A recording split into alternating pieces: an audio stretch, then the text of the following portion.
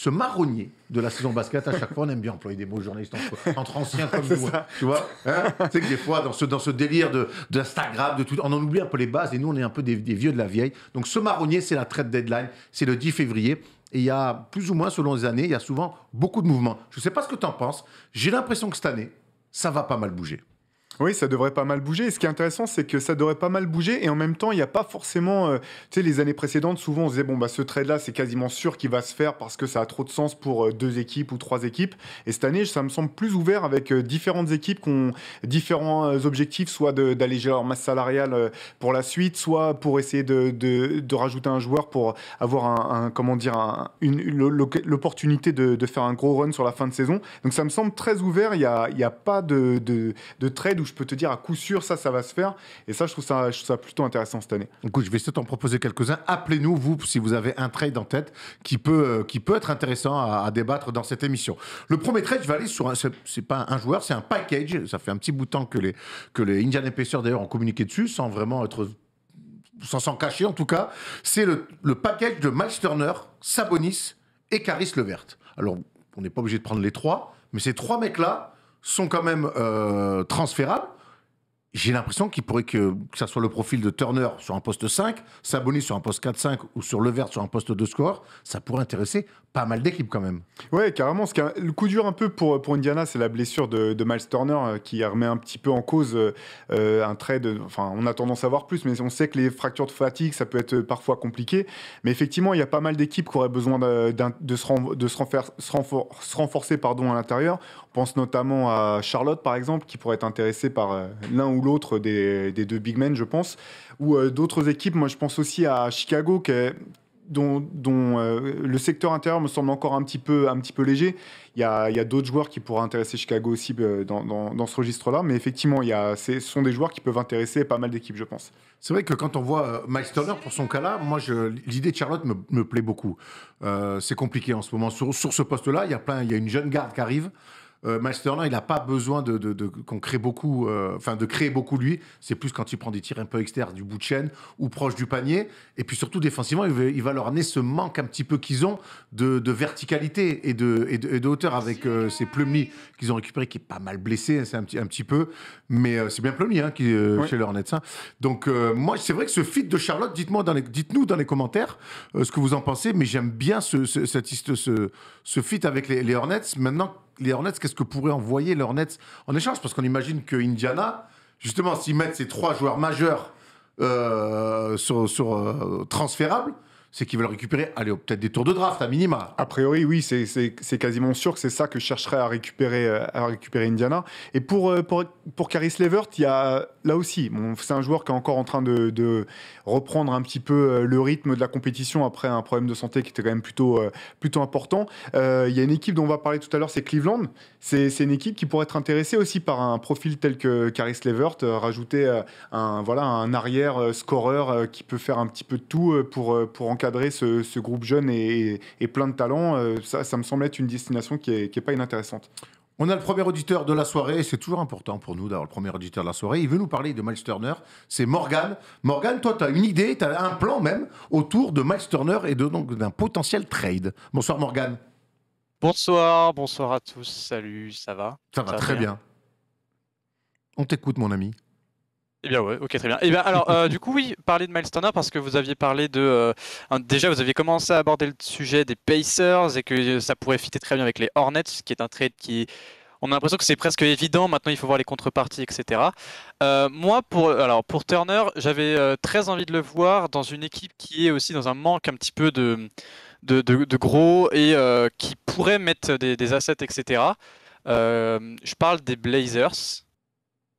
Je trouve, alors le trade n'est pas forcément évident, mais dans la vision des Pacers qui sont dans une reconstruction avec Rick Carlisle au coaching, etc., on pourrait avoir, en plus on parle beaucoup autour des Blazers, on pourrait avoir peut-être une McCollum qui pourrait être envoyée, ou même Nurkic, on pourrait avoir un échange, même si j'y crois pas énormément, mais je pense plus à McCollum, avec aussi des joueurs comme Robert Covington, et des pics, parce que les Blazers ont quelques pics. Maintenant, on le sait, Turner il s'est blessé, donc je sais pas si en fait il y a une vision autour de Miles Turner et d'un prochain trade avec toutes les rumeurs qu'il y a eu autour de lui, quoi. Alors, on imagine un trade Miles Turner contre McCollum, par exemple. Ça veut dire que Miles Turner deviendrait le numéro 2, même s'il y a Yusuf Nurkic. Est-ce qu'on a l'impression que Portland est gagnant là-dessus? Je suis pas sûr, mais c'est vrai que l'idée est intéressante. Moi, j'avoue que ce qui me ferait le plus kiffer si ça devait être un trade entre ces deux équipes, ça serait que Sabonis parte à Portland pour reprendre le flambeau de son père, ce qu'on se rappelle de Sabas père à Portland, ça serait plutôt de la gueule. Mais effectivement, je suis pas sûr que Portland lâcherait McCollum pour un joueur de ce type-là. Effectivement, ça serait plutôt, j'imagine, un package autour de Yusuf Nurkic, Robert Covington et éventuellement des pics derrière. Mais pour le coup, si c'est ça le trade, est-ce que Indiana est vraiment gagnant ou du moins s'y retrouve? Je suis pas sûr non plus. Ça me semble compliqué. Indiana, si tu arrives à choper McCollum, je pense que c'est McCollum, oui. Mais voilà. Si c'est Nurkic et Robert Covington, tu lâches Sabonis pour récupérer Nurkic. Bon, Sabonis est un meilleur joueur certes, mais donc tu es un joueur d'un même profil, un peu moins fort. Bon, tu vas pas reconstruire autour de Nurkic. C'est pour ça que pour moi, le cas de Miles Turner, il est intéressant. Et Morgan, je veux que tu me dises ton avis là-dessus. C'est que c'est un bon joueur. Mais aujourd'hui, est-ce que Miles Turner, pour toi, Morgan, peut être une option numéro 2, même dans une équipe en reconstruction? Alors, non. Mais pour moi, toute proportion gardée, mais il est un peu comme Rudy Gobert dans sa fonction à cacher un petit peu les méandres défensifs des équipes. Il l'a très bien fait avec les Pacers parce que Sabonis ne défend pas. Brogdon, c'est pas non plus un all-defensive team player. Donc, il a cette capacité-là. Et il contribue déjà en termes de contre, en termes de statistiques, il est monstrueux. Donc, il pourrait aider ces Blazers d'un côté du terrain, quoi. Voilà. Alors, c'est ma vision des choses. Peut-être pas deuxième, mais plutôt donc troisième unité, parce qu'après, ça reste comme un bon scoreur, même si c'est pas non plus. Non, mais c'est un scoreur, parfois un peu trop large, c'est ce qu'on peut lui reprocher, mais moi je suis d'accord avec toi, Morgan, je reste persuadé que ce mec-là, il peut rendre un service dans une équipe. Maintenant, qu'est-ce qu'une... Tu vois, pour moi, c'est plus un mec que tu vas arriver justement pour amener... Oui, t'as raison, Portland, je pense que si tu gardes McCollum, Lillard et que tu leur mets enfin un pivot, à l'époque, quand Nurkic arrivait à Portland, je trouve ça plutôt bien. Il leur fallait un ancrage bas, c'est ce qu'il leur a amené. Il a fait des très bons playoffs, même avec eux par moment. Mais en fait, il leur fallait plus que Nurkic. Il leur faut aussi cette espèce de fameux tonton, comme on adore dire avec Thomas, ce mec vertical qui va protéger le cercle, qui n'arrive pas à avoir, même si Nasser Little, en poste 3-4, qui est un athlète plus, amène un petit peu de verticalité, c'est pas assez fort. Mais il n'est pas là. Il est pas là. Et le problème, c'est que l'année où les Blazers, c'est 2019, l'année où ils vont en finale de conférence, il n'y a pas Nurkic. Alors, certes, il y a Lillard et McCollum qui sont en feu, les deux, mais il n'y a pas Nurkic. Il joue autour de Enes Kanter et de Zach Collins. Même si Enes Kanter, on sait qu'il n'est pas connu pour sa défense, Zach Collins joue très bien son rôle. Il y a aussi Farouk Aminu et Mo Harkless à côté, ça défend fort. Et si on a un pivot qui apporte du rebond, apporte de la défense et peut vraiment laisser driver après Lillard et McCollum en attaque, c'est super. Maintenant, j'ai peur quand même que les Pacers, s'ils envoient Turner, proposent Turner, c'est McCollum qui part. Voilà. Moi, ils lâcheront pas McCollum pour Turner. Mais tu parlais de Charlotte. Il y avait des rumeurs avec New York aussi à un moment donné. Mais New York... alors New York, c'est une lecture très compliquée à avoir aujourd'hui. Moi, je trouve que ça aurait pu à un moment donné, pourquoi pas fitter Mitchell Robinson, qui est un gentil garçon, hein, qui est plutôt sympathique, mais qu'on voit très limité quand même c'est un athlète, mais sur tout ce qui est défense pick and roll, lecture, tout ce que fait Rudy à la perfection, on voit qu'il est à des années-lumière de ça. Mais c'est vrai que finalement, quand je vois comment le front office des Knicks veut asseoir Thibodeau et Julius Randle, je suis pas sûr qu'autour de Julius Randle, mettre un mec comme Miles Turner, ce soit très intéressant. Non, mais c'est pas inintéressant, effectivement, par rapport à ce que tu dis. Ce que vous dites tous les deux, c'est un mec qui apporte de la défense, qui peut apporter aussi un point de fixation à l'extérieur par son tir à 3 points. En fait, c'est un très bon joueur de complément pour pas mal d'équipes. Et la question, c'est quel prix tu lui mets. C'est pour ça que, comme toi, je vois pas Portland lâcher McCollum pour Miles Turner. Pour les Knicks, je pense qu'ils pourraient coller par rapport à ce qu'ils essayent de faire, mais il faut voir ce que New York devrait lâcher en contrepartie. Après, ils ont envie de lâcher des mecs, mais tous les mecs qu'ils ont envie de lâcher, c'est Kemba Walker, Evan Fournier, Alec Burks. Bon, je suis pas persuadé. Et le problème aussi, c'est que Miles Turner, on n'en parle pas beaucoup, mais c'est quand même 17 500 000 et c'est sur 2 ans encore. Ouais, 18 millions jusqu'en 2023, chaque saison. Ouais, 18 millions, donc c'est beaucoup. En plus, il sera à la fin de la saison 2023, il est unrestricted free agent, donc Mais t'as pas de garantie de le garder. Ouais, c'est sûr, mais il y a vraiment une volonté, j'ai l'impression, de la part des Pacers de le bouger, Miles Turner, parce qu'ils voient que ça ne fit pas avec Sabonis dans les résultats, même si bon, dans le jeu parfois il peut y avoir de la cohésion. Il va bientôt rentrer, il va bientôt avoir 26 ans. Là, il s'est fait une blessure qui normalement le ferait pas jouer jusqu'à la trade deadline. Est-ce que c'est un joueur, encore une fois, qui il est dans les rumeurs de transfert, même blessé, et au final il se fait pas transférer et ça bloque une équipe, quoi. Est-ce que c'est ça le truc? Bah, je sais pas, peut-être. En tout cas, signer un mec blessé, c'est quand même jamais le meilleur des signes pour commencer une aventure dans une nouvelle franchise. Maintenant, moi, j'ai l'impression que Miles Turner, ça a été un fantasme, il a montré des choses, mais qu'on en est tous, que ce soit sa propre franchise ou d'éventuels acquéreurs ou observateurs, on en est tous on reste sur notre faim pour l'instant avec Miles Turner, même si tu l'as dit, Morgan, il est pas très vieux encore. On enchaîne avec Sabonis. J'aimerais bien qu'on parle de Sabonis parce que là, on a un petit peu plus de certitude, Théo. Sabonis, on sait que c'est un fort rebondeur, un scoreur qui peut t'amener vraiment. C'est une usine à basket. Alors, même si Steph Brand nous a dit que quand il avait vu jouer à Chicago, il avait détesté le joueur. Ah oui. Mais je pense qu'il est clairement en fin de cycle avec les Pacers. Mais c'est un mec qui pourrait apporter pas mal de choses. Quand je pense, par exemple, quand je vois, et je vous allez dire ce que vous en pensez, Morgan et Théo, quand je vois le secteur intérieur parfois un petit peu pauvre, des Warriors, par exemple.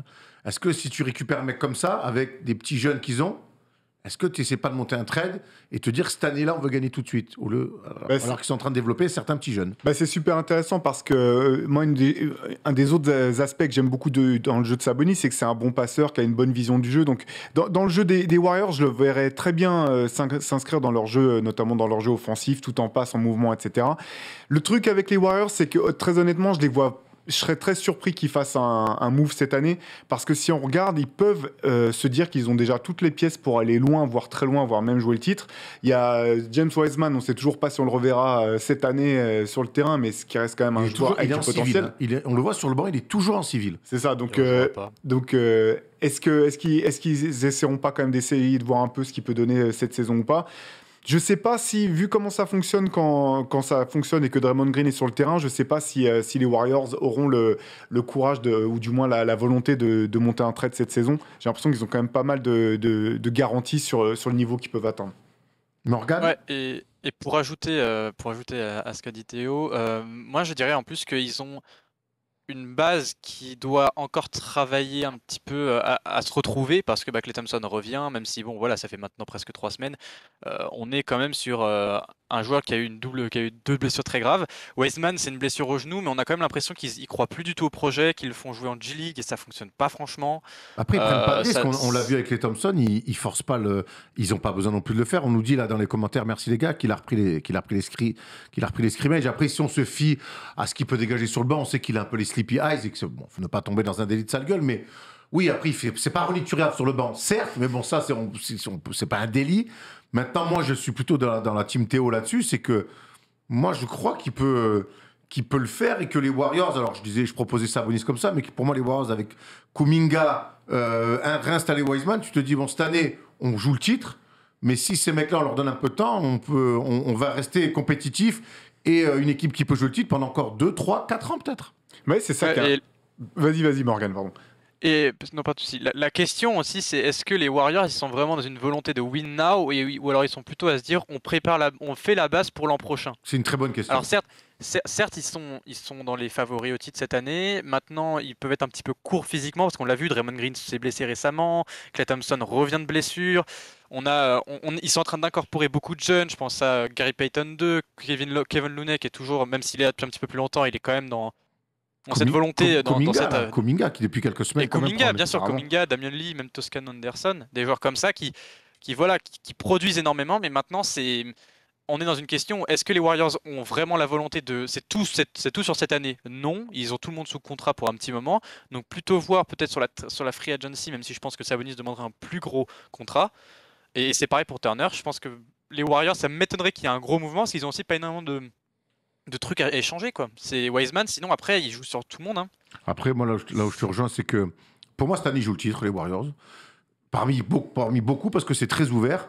Mais je suis pas sûr qu'ils veulent faire un all-in pour gagner absolument cette année. Bah, ce qui est incroyable, c'est que j'ai l'impression qu'ils sont dans la meilleure des positions possibles, dans le sens où ils jouent le titre cette année et en même temps ils préparent déjà la suite avec des jeunes joueurs qui seront intéressants soit pour eux sur le terrain, soit qui seront peut-être des assets encore plus intéressants à échanger plus tard si ils réalisent leur potentiel. Donc finalement, les Warriors sont peut-être une des équipes qui a le moins l'impression cette année parmi les contenders, parce que déjà ils ont déjà gagné leur titre. Ils sont en avance, je pense, sur leur programme par rapport au niveau qu'ils pouvaient espérer avoir cette année. Donc, effectivement, comme tu dis, Erwan, je pense qu'ils jouent le titre cette année. Et la chance qu'ils ont, c'est qu'ils préparent en même temps déjà la suite. Pas de Sabonis donc pour les Warriors, on est plutôt d'accord là-dessus. Dans le chat aussi, on est plutôt d'accord. Morgane, une dernière question pour toi. Du coup, Sabonis, où tu le verrais un petit peu rebondir et surtout à qui tu le verrais rendre de fiers services? Les Hornets, ça semble le plus kiffant quand même. Je trouve que c'est un fit tout le monde en parle depuis un petit moment sur les réseaux sociaux, etc. Ça parle beaucoup de ça. Il y a déjà des rumeurs là-dessus. Ça m'étonnerait pas qu'il y ait un mouvement autour des Hornets. Après, attention au panic trade, ou que ça finit par exemple à un échange contre Clint Capella aux Hawks, parce que voilà, et que ce soit pas forcément un trade gagnant. Mais ça peut aussi rester aux Pacers. J'y crois au fait que ça puisse rester aux Pacers et que ça finisse la saison à vouloir aller chercher le play-in et voire même les playoffs. Très bien, Morgane. En tout cas, merci pour ton appel et pour tes lumières. À très vite. Pas de soucis, à une prochaine. Ciao. Moi, Sabonis aux Hornets, ça me dit rien parce que les Hornets, ils ont beaucoup trop d'attaquants, beaucoup trop de créateurs. Et là, il va falloir que dans les prochaines semaines, peut-être, ou prochaines années, ils trouvent un défenseur un peu plus orienté qu'un Sabonis qui a besoin de beaucoup d'avoir la balle, même s'il est bon dans le jeu. Ils ont déjà assez de mecs bons dans le jeu. On a peu parlé de Caris LeVert, mais on va passer à d'autres équipes. Mais on sait Caris LeVert, on connaît ses qualités. C'est le poste de deuxième arrière scoreur NBA. Et là-dessus, la concurrence, elle est importante. On verra, pour l'instant, lui qui est plutôt en plus correct sur cette saison. Il y a un autre mec qu'on connaît, qu'on adore, c'est Eric Gordon, et qui a disparu un petit peu. Tu te souviens d'Eric Gordon? Non, mais sans déconner. Le mec qui joue aux Clippers, là. Exactement, mec qui jouait aux Clippers, mec qui jouait à Houston, qui balançait des bombes à 3 points, qui drivait, qui était un solide poste 2, fiable dans l'adresse, et qui aujourd'hui est dans l'une des pires équipes NBA. Et ce mec-là, est-ce qu'on n'a pas envie de le voir bouger, Théo? Bah, carrément. Et là, pour le coup, il y a une équipe qui serait parfaite, je pense, pour lui, c'est Cleveland. Là aussi, je pense que c'est dans cette équipe jeune, un scoreur de son gabarit qui a de l'expérience, il serait parfait pour venir renforcer un petit peu cette équipe et puis même pour voir dès cette année jusqu'où elle peut aller.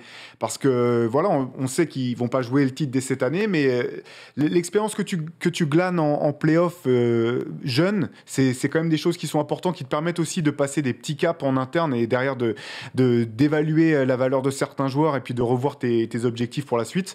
Moi, je pense que Cleveland ferait bien d'essayer d'aller chercher Eric Gordon. C'est vrai qu'aujourd'hui, Cleveland, on en parlera, on verra tout à l'heure, hein, mais ils sont 4e. Tu te dis que tu peux peut-être avoir l'avantage du terrain et quitte à jouer ton premier run de playoff avec cette génération-là, avoir des mecs un petit peu vétérans, pourquoi pas? Moi, j'ai une autre destination, je pense, où ils pourraient fitter parfaitement dans une équipe qui est dans une brave galère.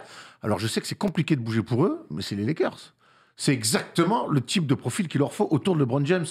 C'est un mec qui est capable d'avoir peu la balle, d'envoyer des bombinettes, d'alterner aussi, de ne pas être que pas que dans le tir extérieur. T'en penses quoi, toi? Le problème, tu l'as dit, les Lakers, c'est effectivement, il faut qu'ils changent quelque chose. Et le problème, c'est qu'ils n'ont pas beaucoup il n'y a pas beaucoup de marge pour pouvoir bouger et que pour le coup, c'est déjà un effectif qui est vieillissant, qui est vieux. Donc l'idée, c'est est-ce que c'est vraiment, ils prendraient le risque d'échanger un THT par exemple pour aller chercher un Eric Gordon? C'est compliqué parce que derrière, t'as vraiment plus que des anciens avec quand même qui gagnent beaucoup d'argent dans ton roster pour pouvoir essayer d'évoluer par la suite. Ça devient vraiment très complexe. On avait vu que THT était d'apparaître dans des rumeurs de trade. Il a été proposé notamment aux Kings, ils en ont pas voulu. Mais c'est vrai que les Lakers, on se dit, est-ce que c'est pas ce genre de coup qu'il faut les faire? Alors, je vais aller voir le contrat d'Eric Gordon. Il me semble qu'il est un peu gaillard. Hein. Le contrat d'Eric Gordon, donc tu peux pas non plus. De toute façon, on savait que quand ils ont fait venir notre ami Russell Westbrook, c'était compliqué au niveau du mouvement. Il y a quoi comme autre équipe, messieurs, dans le chat? Je vais essayer de prendre un petit peu. Yo la team, vous avez parlé ou pas du Jazz? Oui, on en a parlé. Dragic versus Boucher, donc ça, on va en parler tout à l'heure. Eric Gordon, par exemple, est-ce que par exemple à Miami, quand je vois une équipe comme Miami qui a pas mal de blessés, cette année. Jimmy Butler est blessé en ce moment. Taylor Hero est blessé ce soir d'ailleurs, on va en reparler tout à l'heure. Est-ce que par exemple, quand tu es un contender, est-ce que te récupérer un mec comme Eric Gordon, ça te permet pas aussi de solidifier un petit peu les pépins comme ça? Ah bah complètement. Là, même chose. Je pense qu'à Miami, effectivement, il serait un fit parfait dans une espèce de rôle de puncher en sortant de banc pour apporter des points ou compléter en fonction voilà, des blessures, etc. Il y a toujours la point d'interrogation au Ladipo. Alors normalement, on le reverra pas cette année. Moi, je continue quand même de toucher du bois. C'est vrai que ça serait beau pour cette équipe de Miami, dont moi j'aime particulièrement l'attitude, le jeu. Je suis assez fan voilà, de cette équipe du 8. Mais oui, Eric Gordon à Miami, ça serait vraiment très intéressant. En même temps, je ne sais pas vraiment qu'est-ce que Miami serait prêt à échanger et à envoyer en échange d'Eric Gordon. Mais sur le papier, oui, ça fit, carrément. On a Archer avec nous, parce qu'on parle de Miami, c'était pas mal. J'aimais bien cette idée-là, parce que Miami aujourd'hui sont premiers, il y a des blessés, et quand tu es premier à ce moment de la saison, tu te dis, on va viser le titre, culture de la gagne quand même là-bas. Et puis il faut aussi, vu l'âge des joueurs. Exactement. Tu vois, je tape Eric Gordon sur mon ordinateur, et le premier truc, quand je tape Eric, il me propose Eric Zemmour. Dur. On a Archer. Archer, lui, il pense pas à Miami. Pour Eric Gordon, il pense dans une équipe qui va bien, qui va mieux en tout cas. C'est les Minnesota Timberwolves. Bonsoir Archer. Explique-moi un petit peu cette théorie. Bonsoir les gars. Alors moi, ce que je voudrais dire, c'est en fait avec les Minnesota Timberwolves, je trouve que Malik Beasley n'a pas du tout l'apport escompté pour aider le banc des Minnesota Timberwolves, parce qu'on a un D'Angelo Russell et un Anthony Edwards qui sur le backcourt font, on va dire, largement le taf. T'as Karl Anthony Towns qui, à l'intérieur, permet de débloquer plein de situations. Et on a remarqué quand même que niveau qualité de passe, il a réussi à progresser, ce qui permet de donner des espaces à tous ses coéquipiers. À l'intérieur, il y a Jared Vanderbilt qui fait son taf défensif. Et vu que je trouve quand même que Pat Beverley n'a pas du tout défend comme on le connaît, c'est-à-dire que c'est un harceleur, quelqu'un qui va énormément faire d'efforts pour l'équipe. Et je pense qu'Eric Gordon en sortie de banc pour permettre de mettre des points quand D'Lo ou encore les trois stars de Minnesota ne sont pas dans un bon soir, je pense que ça peut être une bonne idée. Alors, c'est une bonne idée, mais tu sais qu'en NBA, chaque fois, les bonnes idées, il faut les associer à de l'argent, à des contrats. Eric Gordon, c'est 18 millions cette année, c'est 19 millions 5 la saison prochaine. Et ensuite, il y aura une team option de 2023-2024 que certainement les équipes ne prendront pas, de 20 millions. C'est vrai que j'aime cette idée de Minnesota. C'est une équipe qui est en train on est encore un petit peu dans le même délire que Cleveland, même s'ils partent d'un peu plus loin. C'est une équipe qui va bien.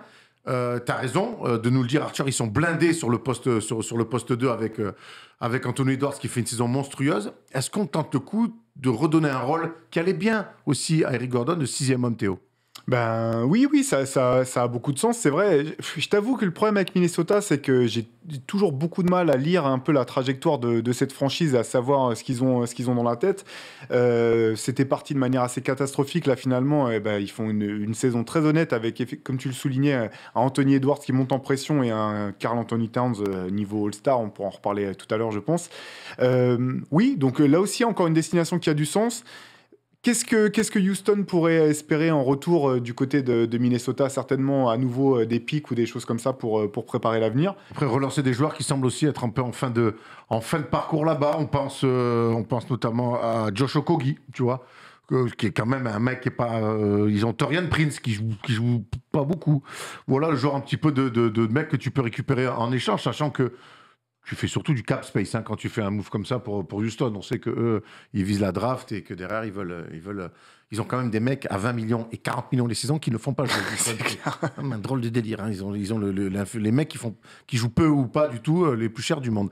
Mais moi, ça me fait un peu de peine de voir un mec comme Eric Gordon comme ça. J'ai quand même l'impression qu'il pourrait rendre de fiers services, Archer, non?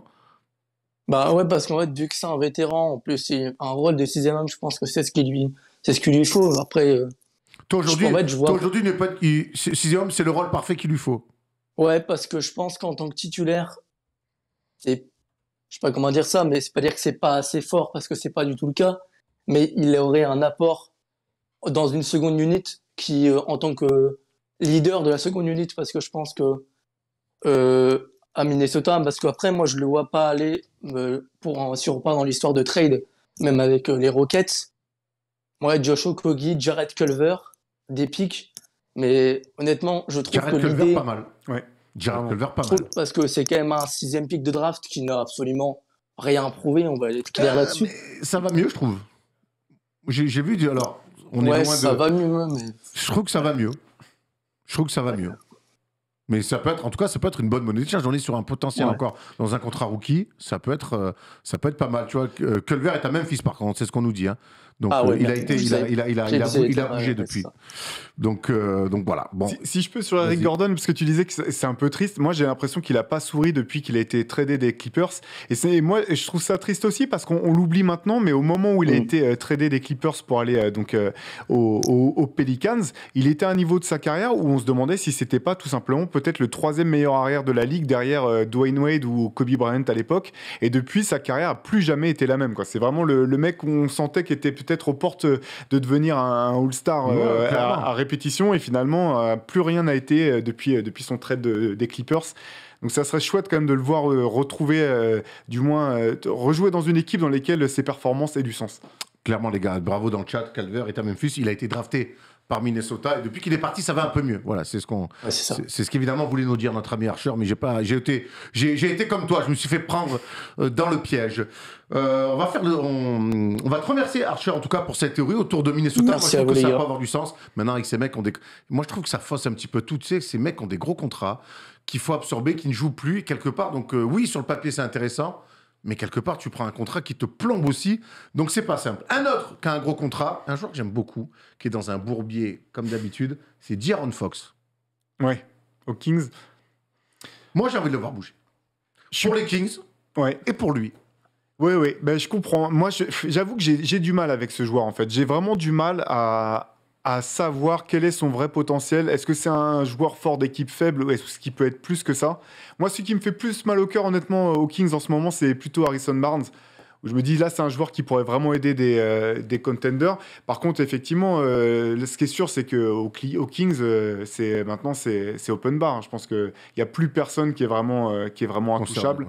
Ouais. Et De'Aaron Fox et je te rejoins là-dessus, il doit intéresser pas mal d'équipes. Alors, De'Aaron Fox, il est en contrat jusqu'en 2026, un contrat progressif, 28 millions cette année, 30 millions l'année prochaine, 32, 34, 37 en 2025-2026. C'est-à-dire que si tu prends De'Aaron Fox aujourd'hui, tu fais Faut le y choix, faut y croire. Ouais, c'est Et ça. c'est vrai que sur ce qu'il montre cette saison, alors moi j'aime le potentiel, mais bon, là, avec le tarot qu'il a déjà signé, le contrat max qu'il avait filé les Kings, faut voir quelque chose qu'il n'a pas encore montré. C'est peut-être là un petit peu toute la difficulté, même si on sait que le contexte Kings peut parfois te couper les jambes. Je pense que c'est pour ça d'ailleurs qu'il n'a pas encore bougé, parce que finalement, je pense que les autres équipes s'interrogent aussi sur son réel niveau, son réel potentiel et sur son prix, comme tu viens de le noter. Sinon, il aurait déjà bougé, je pense. Ouais, il y a Rono Diros qui nous dit Fox a un contrat max, pour le bouger, faut donner toute ma famille. Ouais, bah, écoute, t'as une famille qui vaut, Ça risque de qui pas vaut pas suffire. mal d'oseille, et je suis même pas sûr que ça suffise. C'est vrai, tu parlais d'Harrison Barnes. Harrison Barnes, pour moi, c'est vraiment les bons profils. Expérience de champion, un poste 3-4 dont toutes les équipes ont besoin, à droit, joue plutôt juste, fait pas de vagues. C'est Exactement, quand même- en plus, c'est quand même c'est aussi important. Ça, c'est aussi un mec qui pourrait intéresser pas mal d'équipes. Où c'est que tu pourrais le voir, toi? Il faudrait que ça soit une équipe qui joue quelque chose et qui ait les moyens, parce qu'il a quand même un gros salaire. En fait, ce qui est marrant avec Harrison Barnes, c'est que c'est un mec qui a été, j'ai l'impression, sur lequel on s'est un peu acharné quand il a signé son gros contrat, mais finalement qui a toujours été À bon Dallas, hein. à Dallas. Mais finalement, il a jamais été vraiment en dessous de ses standards. Il a juste pris l'argent qu'on lui proposait, mais derrière, il a pas fait de saison honteuse. Et là, j'ai l'impression qu'il a un petit. Il était dans la hype des Warriors. Oui. L'arrivée de Bah KD, tout ça. Donc après, c'est vrai que ça l'a. Mais bon, Ça lui a mis c'est- une pression. c'est un joueur valeur sur 20 millions cette année, 18 millions la saison prochaine. Ouais, avec des stats très vraiment fortes, très solides, qui est un joueur qui défend, qui apporte un peu de tout. Il pourrait aider pas mal de contenders. Honnêtement, dans une équipe comme... bonne question, où est-ce qu'il pourrait... Comment tu vois, moi, quand je te dis. Ouais. C'est un mec pour moi qui pourrait fitter partout en fait. C'est ça qui est compliqué. Est-ce que dans le chat on nous dit des choses, les gars? Appelez-nous si vous avez des idées de transfert. Forcément, une équipe en reconstruction pour Fox, salaire trop élevé, pour qu'il soit deuxième ou troisième option. Mais le problème, c'est que Fox il peut pas être deuxième ou encore moins troisième option avec ce tarot. On parle tout à l'heure, tu parlais du Jazz. Ouais. qui a peut-être besoin d'avoir un mec qui a déjà gagné, avec une culture donc, de run en playoff, qui a connu 2 finales. Est-ce qu'un mec comme Harrison Barnes, c'est pas aussi peut-être un bon fit à aller chercher pour le Jazz? Je pense qu'il serait parfait effectivement à Utah. Et il y a une autre équipe qui me venait en tête, c'est Atlanta. Parce que je me dis qu'en amenant Harrison Barnes, ça permettrait peut-être de clarifier encore un peu plus la rotation, ce qui a déjà été le cas depuis le trade j'ai un trou de mémoire. Hein. Le joueur qui vient de partir au Knicks. Oui, ça va me revenir. Voilà. En Cam gros, Reddish. ouais, merci, Cam Reddish. Donc Atlanta a un surplus de joueurs. Ils savent qu'ils ne pourront pas garder tout le monde, quoi qu'il arrive, parce qu'ils ne pourront pas payer tout le monde. Peut-être que l'arrivée d'un joueur comme Harrison Barnes pourrait aussi permettre de clarifier encore un petit peu la rotation sur ce poste 3-4 et apporter de la défense qui ne serait pas non plus en surplus du côté d'Atlanta. Et ce que tu disais, là, un joueur pas un joueur de rotation, mais un joueur d'expérience qui peut apporter son expérience des playoffs, son charisme dans le vestiaire. Ça pourrait être intéressant. Utah aussi, par contre, je ne sais pas comment il pourra aller chercher Harrison Barnes. Bonne question maintenant. Maintenant que Joe Ingles est blessé, je pense que ça complique quand même pas mal les choses pour que Utah puisse bouger comme il le voulait. Pour Utah, j'avais pensé à un autre joueur peut-être, c'est Gary Harris. Ouais. Voilà, à Orlando, qui serait peut-être moins compliqué à aller chercher. Gros contrat. Hein. Il a encore un gros contrat à Orlando. Son contrat de Denver, je regarde. Je pensais que c'était moins important que ça, mais peut-être que j'ai plus ça en tête. Et Gary Harris, il avait pris un peu du cash. Notre ami à Denver. Moi, j'aime bien l'idée d'Harrison Barnes au Jazz parce que, de toute façon, tous les postes 4 du Jazz autour de Rudy Gobert, c'est des postes 3 de formation. Oui. Bogdanovic, c'est un poste 3 de formation. Et je trouve que c'est un bon mix entre Royce O'Neal et Bogdanovic. Et surtout, il va leur amener un petit peu de justesse. Et lui, il n'est pas foufou dans l'adresse à 3 points. Ça pourrait, par moment, leur dire, les gars... Et lui, pourtant, il a joué avec Steph Curry et Klay Thompson. Donc, bombarder à 3 points, il sait ce que c'est. Mais leur amener justement cette culture du on peut shoot à 3 points, mais à un moment donné, on peut amener autre chose. Moi, je crois que ce serait peut-être un coup à les faire pour nos amis du Jazz. Après, Gary Harris, sur le côté défenseur, on sait que c'est un défenseur très solide. Eh ben, écoute, il devrait y aller, tu as raison. Il lui reste une saison à 20 millions. Ouais. Et après, il est en fin de contrat cet été. Donc, ouais. Gary Harris, qui est dans une pseudo-reconstruction pour Orlando, à laquelle il ne croit, lui, pas du tout. Je pense que tu peux aller chercher Gary Harris aussi et avoir un vrai défenseur correct, solide sur les lignes arrière. Ça peut être intéressant. On a un mec qui nous appelle, c'est Rémi, ce mec-là s'appelle Rémi. Et Rémi, il veut nous reparler de De'Aaron Fox parce que c'est un joueur qui t'interroge. Rémi, bonsoir. Ouais, salut, bonsoir les gars, vous m'entendez bien? On t'entend très bien. Ben, merci beaucoup. Ouais, c'est un joueur qui m'interroge parce que, comme toi, Erwan, je pense que quand il est arrivé en NBA, j'avais quand même beaucoup d'espoir sur le gars et tout. Il avait beaucoup de talent, tout ça. Et à force les années qui passent, tout ça, c'est vrai que quand on se renseigne un peu, ça n'a pas l'air d'être non plus un leader exceptionnel, si on en croit ce qu'on peut lire sur Twitter, tout ça. Après, on n'est pas dans le vestiaire, évidemment. Et puis, quand il y a eu les rumeurs avec Philly, tout ça, c'est vrai qu'on n'a pas senti non plus Philly vouloir se presser, tout ça, bon, parce qu'il y a toujours le truc James Harden, tout ça derrière, mais on sent pas que les équipes non plus aient vraiment envie de se bousculer pour De'Aaron Fox. Et on a vraiment l'impression qu'ils attendent vraiment un peu le dernier moment pour savoir si vraiment ça vaut le coup, tout ça. Il y a beaucoup de questionnements sur ce joueur parce que, comme vous l'aviez dit, est-ce que c'est un joueur qui va faire des stats dans des petites équipes toute sa carrière? Ou est-ce que c'est vraiment un joueur qui peut te faire progresser? Est-ce que c'est un joueur qui, à côté d'une grosse star, peut vraiment être le deuxième joueur qui va te faire gagner un titre? Et j'ai pas l'impression, après il est encore jeune évidemment, mais j'ai pas l'impression que ça se bouscule vraiment au portillon pour De'Aaron Fox. Après, c'est un joueur que moi, vraiment, j'aime bien regarder jouer et tout, mais c'est vrai que des fois, même dans le body language et tout, il a pas l'air d'être là. Après, bon, quand un peu nonchalant, c'est un peu difficile, mais ouais, voilà. Mais après, c'est vrai que il y avait la rumeur un peu insistante de le voir arriver du côté des Sixers en échange de Ben Simmons. Et au moins, j'ai été le premier à dire, mais je comprenais pas pourquoi il voulait pas le faire, Philadelphie. Alors, fallait, encore une fois, avec son gros salaire, se dire on est sûr de son coup. Mais je me disais, avec Joel Embiid, quand même, il allait amener peut-être un meneur un petit peu plus académique que ce que peut être Ben Simmons. Puis en fait, on a compris que Daryl Morey, il rêvait d'un autre meneur. Ouais. C'est James Harden. C'est ça. Donc il n'allait pas prendre un mec avec 50 contrats encore, dont la dernière année à 37 millions, alors qu'il rêve de James Harden. Donc c'est vrai que ça... Et du coup, t'as raison, hein, on en revient à ce mec-là, potentiel de fou, nonchalant. On se souvient qu'à la fac, il avait clairement dominé Lonzo Ball sur leur face-à-face. Mais c'est vrai que quand on voit l'évolution de Lonzo Ball, à qui finalement on ne demande pas d'être un franchise player. Et De'Aaron Fox, on a l'impression qu'il y en a un qui a trouvé son rôle. Alors à Chicago, il a 2 forts joueurs à côté de lui, il les gave, c'est DeRozan et Lavine, mais que quelque part ce rôle de franchise player, le costume est peut-être un peu trop grand, Théo, pour lui. Oui, et puis il y a un autre problème de fond qui est quand même celui des Kings. Faut pas, voilà, c'est que tu vois la différence entre une équipe comme, par exemple, ce que je prends souvent en termes d'exemple, c'est Toronto. Une équipe où tu sens qu'il y a vraiment une cohésion entre le staff technique, le GM et son équipe, les scouts, etc. Où derrière, ils se contentent pas de signer ou de drafter des joueurs. C'est que derrière, il y a vraiment du développement de joueurs dans le vestiaire, du développement technique. Quand on voit ce qu'ils ont fait avec Siakam, Van Vliet, ou même Chris Boucher, Scottie Barnes cette année, c'est impressionnant. Et tu as des équipes comme Cleveland jusqu'à il n'y a pas si longtemps, et maintenant les Kings depuis trop longtemps, où tu te dis, t'as l'impression les joueurs sont laissés à eux-mêmes, que tu as l'impression qu'il n'y a pas du tout d'accompagnement des joueurs. On se rappelle de DeMarcus Cousins qui fait une de ses meilleures saisons avec les Kings, avec Mike Malone comme coach. Mike Malone qui se fait virer dans la foulée, tu comprends pas pourquoi. Genre aux Kings, à chaque fois, ils changent les coachs tous les 4 matins, mais derrière, les résultats sont jamais meilleurs. Donc, il y a ces choses. Ça balance des contrats max. Hein. Et ça balance des mecs. Hein. Et ça signe. Donc, il y a un moment, tu te dis, est-ce que ça vient de De'Aaron Fox ? Est-ce qu'il a été mal encadré jusqu'à présent ? Et surtout, est-ce que tu peux rattraper un joueur comme ça qui a pris des mauvaises habitudes et qui a déjà signé un contrat monstrueux où il va se manger des 37 millions de dollars la saison ? Ça fait quand même beaucoup de points d'interrogation. Exactement. Il y a... Rémi, toi, est-ce que si tu le vois partir, tu le vois aller où, De'Aaron Fox ? Ou t'aimerais en tout cas aller le voir ? C'est la question que je me pose depuis tout à l'heure, en fait. Moi, j'ai une réponse pour toi. Dis-moi.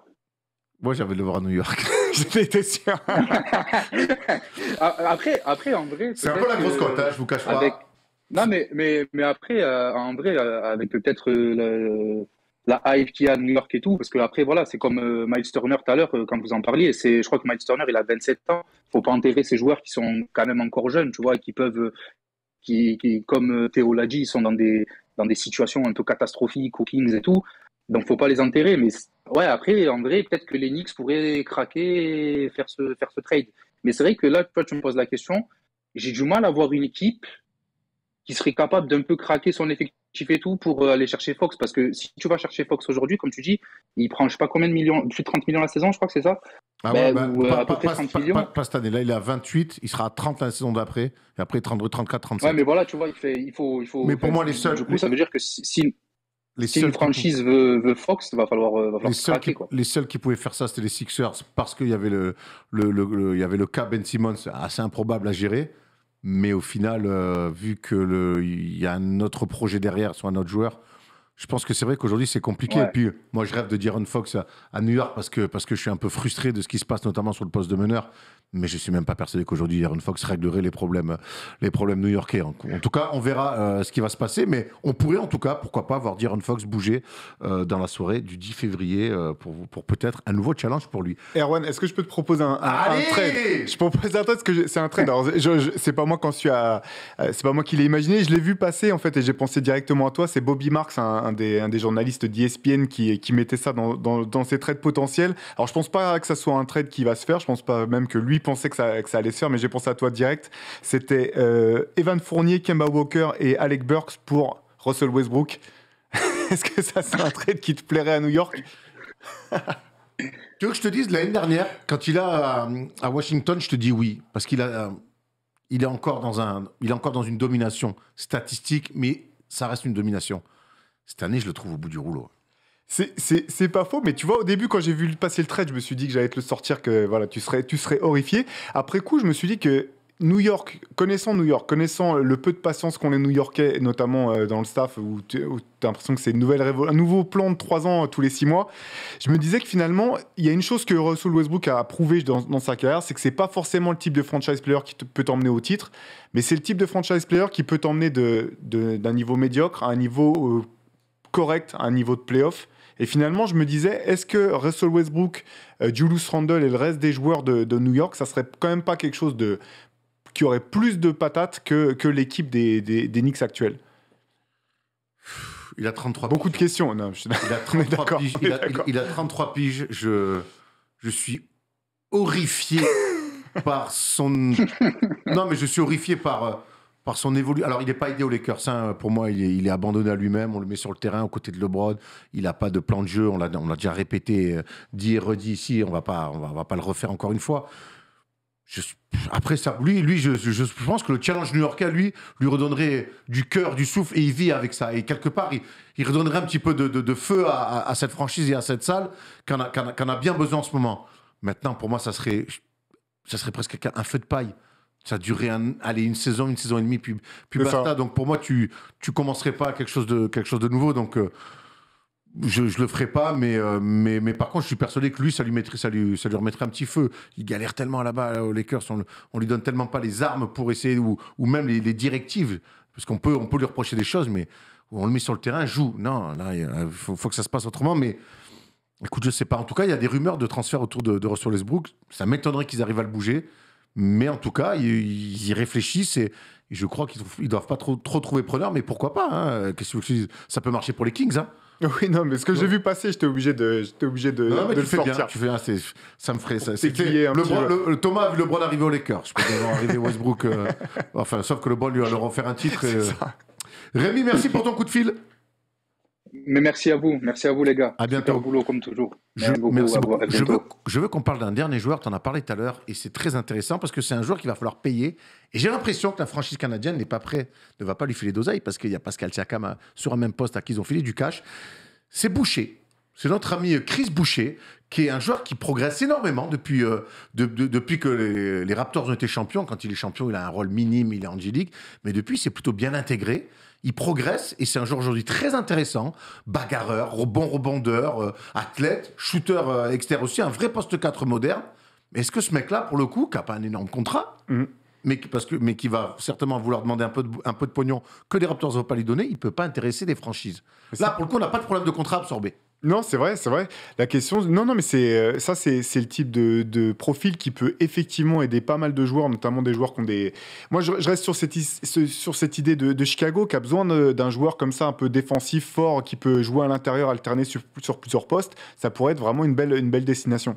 Et ce qui est intéressant d'ailleurs, parce que tu parles de Chris Boucher, on parlait un petit peu du développement des joueurs des Raptors tout à l'heure. J'écoutais récemment un podcast dans lequel était interviewé Nick Nurse, le coach, et c'était assez intéressant parce que la question lui était posée de savoir quelle était la relation qu'il entretenait avec les joueurs, comment est-ce qu'il il parvenait à les faire se développer, etc. Il leur disait que c'était simple, le discours des Raptors et du staff, en tout cas avec les joueurs, c'était de leur dire à chaque fois, notre objectif, c'est de vous permettre de choper un plus gros contrat la prochaine fois que vous serez en renégociation, que ce soit avec nous ou que ce soit avec d'autres équipes si vous devez partir. Et ça passe par une progression et donc par du travail spécifique dans un rôle qu'on va vous proposer.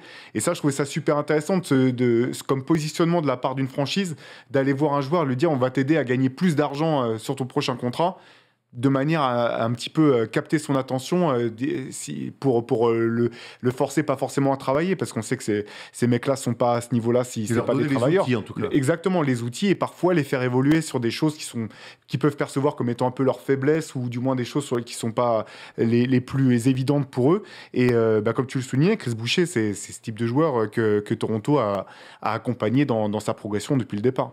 Il y a pas mal de propositions que je trouve très intéressantes et j'espère que OKC, le Thunder, a écouté ce podcast aussi. Parce que avoir des jeunes, c'est bien, mais voilà, les faire bosser, leur donner leur chance, et que ce soit avec la franchise ou ailleurs, que ce soit des vrais joueurs NBA et qu'ils n'envoient pas comme des Théo Malédon aujourd'hui qui détruit la G-League, et on se demande ce qu'il fait là-bas. Donc c'est bien d'avoir 60 000 jeunes. Faut-il encore savoir quoi en faire ? On parlait de Chris Boucher, j'ai vu un truc au Celtics à la place d'Ibaka. Est-ce que c'est pas ces joueurs qui vont pas demander grand-chose, qui vont aller au rebond, qui sont des intérieurs très modernes. J'aime l'idée à la place de Serge Ibaka, qui est clairement physiquement en fin de vie. Ouais. Aux Clippers. Ça. J'aime l'idée. Oui, d'autant que Ibaka est aussi dans les rumeurs de trade, parce que c'est peut-être l'asset dont les Clippers pourraient le plus facilement se séparer et qui pourrait avoir quand même de l'intérêt pour d'autres équipes. Là, il faudrait voir. Je pense qu'en termes de contrat, ça ne doit pas matcher directement. Toronto devrait certainement envoyer autre chose avec Chris Boucher. En tout cas, ce qui est intéressant, c'est qu'il serait dans la même génération que Terrence Mann et d'autres jeunes des Clippers. Donc, dans la continuité, parce qu'on sait que Kawhi Leonard sera, s'il le désire, il pourrait être free agent cet été, ce qui serait quand même surprenant qu'il choisisse d'activer sa clause, mais c'est pas impossible non plus. Ça permettrait aussi de pouvoir préparer un peu la suite de manière plus sereine. On a avec nous Loïc, qui a une autre idée que les Clippers pour Chris Boucher. Ça serait Charlotte. On voit beaucoup de gens, Charlotte, ce soir. Mais en même temps, c'est une équipe jeune, en progression. Donc forcément, on voit des jeunes potentiels aussi aller là-bas. Salut Loïc. Donc, pour toi, Chris Boucher devrait être un Hornets, si tu pouvais. Allô, Loïc. Loïc. Aucun son, c'est normal. Allô. Est-ce que tu nous entends, Loïc? Ah ouais, allô. Allô, Loïc. Ça marche pas, on va enchaîner. On a un petit problème avec... désolé, Loïc. Qu'est-ce que je voulais dire sur à peu près de Boucher à Charlotte, c'est que on aime l'idée, mais sur le poste 4, ils ont un mec qui est en train de faire un chantier monstrueux avec Miles Bridges. Carrément. Après, Chris Boucher, on n'est pas non plus peut-être sur un starter. C'est aussi peut-être des mecs en sortie de banc. On le voit avec Toronto dans son rôle derrière Siakam notamment. Et Precious Achiuwa, c'est très intéressant ce qu'il fait. Donc toi, qu'est-ce que tu en penses de cette éventuelle piste Hornets? Je pense que ça sera une bonne prise effectivement pour les Hornets. Je sais pas vraiment ce que pourrait... Toronto, finalement, c'est un peu la saison surprise, parce qu'en début d'année, je me demandais s'ils n'allaient pas carrément trader Van Vliet, Siakam et repartir de zéro. Jusqu'à décembre, moi je crois que ça va être une purge et que justement Van Vliet et Siakam sont des pièces pour des trades, tu vois, récupérer les tours de draft. Exactement. Mais pas du tout. Au bout du compte, pas du tout. Ils font une saison plus qu'honnête avec des joueurs qui... Van Vliet qui fait une saison extraordinaire, Siakam qui monte en pression au fur et à mesure et qui retrouve... Meneur. Ouais. Je meneur. Ouais. C'est n'importe quoi. Oui, qui joue partout. Et puis, 8e, Toronto, de la conférence Est. Cette équipe qui a un vrai état d'esprit qui fonctionne. Je sais pas, c'est dur de lire du coup où se situe Toronto par rapport à ça. S'ils vont aller chercher des mecs qui peuvent leur apporter tout de suite de l'impact pour essayer de grimper, ou s'ils sont dans une trajectoire un peu plus sur 2-3 saisons. Donc je sais pas trop ce que Toronto pourrait essayer d'avoir en retour pour un joueur comme Chris Boucher. En général, quand c'est des joueurs comme ça, dans des contrats rookies, tu vas pas non plus récupérer énormément de choses. On a Pierre avec nous, puisque Loïc, on n'avait pas réussi à l'avoir. Pierre, lui, qui rêve de voir Chris Boucher du côté de Dallas. Il pourrait rendre service peut-être aux Mavs. Salut Pierrot, tu peux nous expliquer un petit peu cette idée? Tom, par contre, je t'entends, Servine, dans le retour. Voilà, merci beaucoup. Vous m'entendez, les gars? Ouais, on t'entend, Pierre. Super. Oui, moi, je voyais bien Chris Boucher aux Mavs, parce que notamment grâce à Goran Dragic, parce que je sais que les Mavs sont intéressés aussi par Goran Dragic pour aider Doncic à la création, et le secteur intérieur, il est peut-être un peu... alors, il y a pas mal de talents offensifs, Porzingis, Kleber, etc., mais ça peut peut-être manquer un petit peu de défense, de rebond, de solidité. On a vu en play-off notamment qu'ils se faisaient un peu battre dans ce secteur-là. Alors, un package autour de Boucher et de Goran Dragic, qui cherchent à récupérer, ça pourrait intéresser les Raptors, qui eux cherchent à s'en débarrasser en plus, et aider en défense, notamment à l'intérieur, aider les Mavs. J'aime bien l'idée, moi. Oui, c'est intéressant Dallas, parce que Dallas, ils ont deux joueurs là qui arrivent en fin de contrat, Jalen Brunson et Dorian Finney-Smith, et donc la question va se poser pour Dallas de savoir si ils sont prêts à leur donner beaucoup d'argent à l'avenir en les re-signant pour les garder, ou si ils vont prendre le risque de les laisser partir. Donc effectivement, il y a de bonnes chances que Dallas soit dans les discussions de trade, ou du moins s'active d'ici la fin de la trade deadline.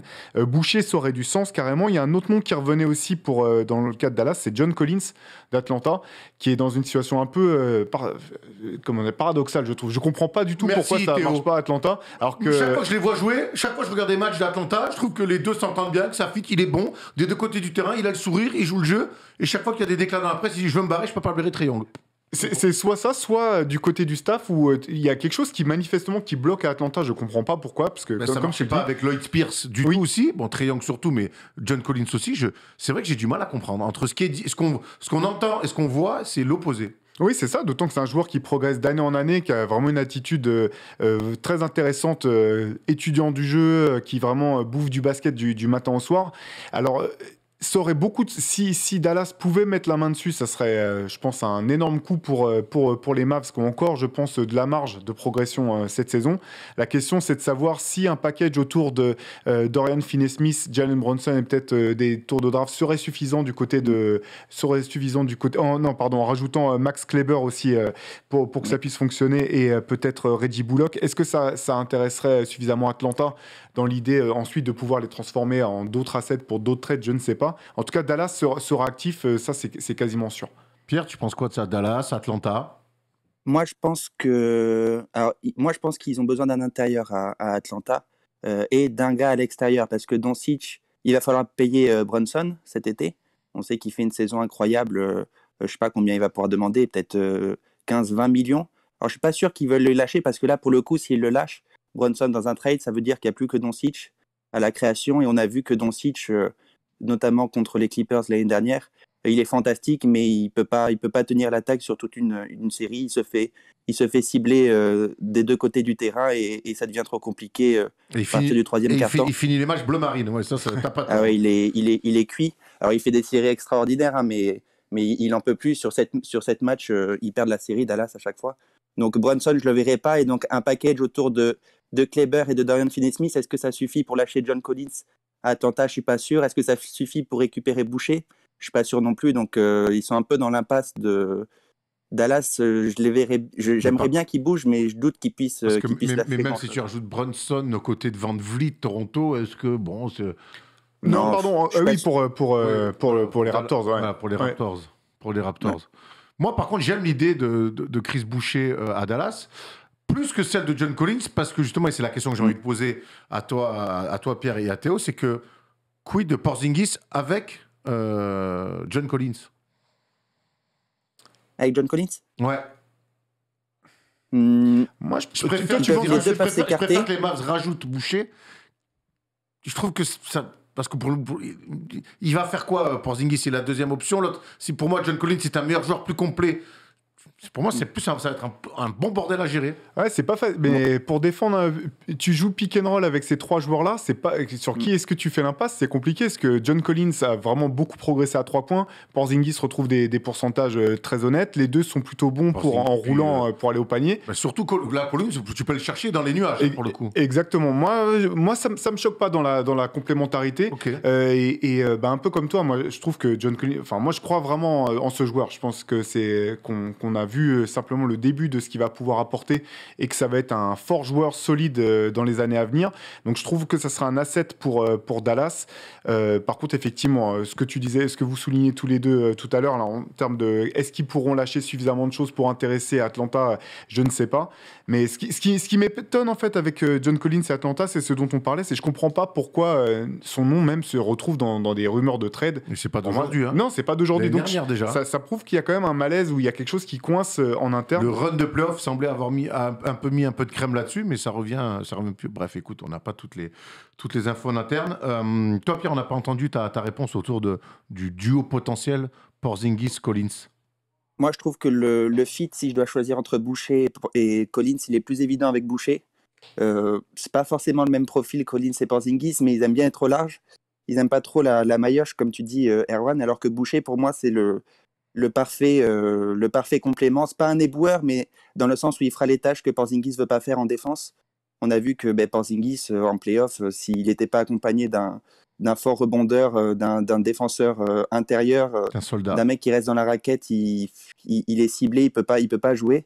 Alors avec Collins, je suis pas sûr. Et puis avec Collins, gros contrat, ça veut dire que Porzingis, Doncic, Collins, t'as ton big free. Est-ce que c'est un big free qui te fait monter en finale de conf ou en finale NBA? Pour moi, Pierre, c'est ça, et je rejoins dans le commentaire, il a raison, bro fidèle. Hein. Attention, John Collins est aujourd'hui un bien meilleur joueur que Chris Boucher, qui est un jeune joueur encore dans un contrat rookie. Mais moi, si je suis Dallas, je vais plus sur Chris Boucher, qui coûtera moins cher. Et je pense que dans ce qu'il peut proposer autour de Porzingis et Doncic, c'est un petit peu plus un touche-à-tout. Voilà. Cette année, quand je le vois, Chris Boucher sortir, s'asseoir sur le banc et tirer une langue comme ça parce qu'il est essoufflé, je pense que Dallas, ils ont besoin un petit peu de ces soldats-là. Il y avait ça avec Powell, qui est souvent blessé, qui est un petit peu isolé là-dessus. Je pense que tu arrives à rajouter ce mec-là à un tarif un petit peu intéressant, en lui vendant de dire, mais regarde, tu vas jouer autour de Doncic pendant 4 ans et peut-être qu'un jour, on jouera des finales NBA. Ça peut être intéressant. John Collins, je pense que tu te remets à gérer une superstar et il faut que ça marche tout de suite. Avec Chris Boucher, tu te donnes un petit peu plus de réflexion et tu peux peut-être un peu plus bouger ton effectif derrière. Voilà ce que je pense de tout ça. Bon, Pierre, merci de nous avoir appelés. Ben, merci les gars. Bonne soirée à tous. Les gars, dans le chat, vous êtes 1300. Vous êtes les meilleurs du monde. Vraiment, tous les lundis soirs, vous nous régalez. On va refermer cette énorme parenthèse des trades. On a beaucoup fabulé. C'est pas simple. C'est pas le plus simple comme exercice. Hein. Où c'est qui pourra aller, contre qui, pourquoi, quand, comment. Bon, vous l'avez très bien fait dans le chat. Théo, tu as encore été très bon là-dessus. On va passer à autre chose.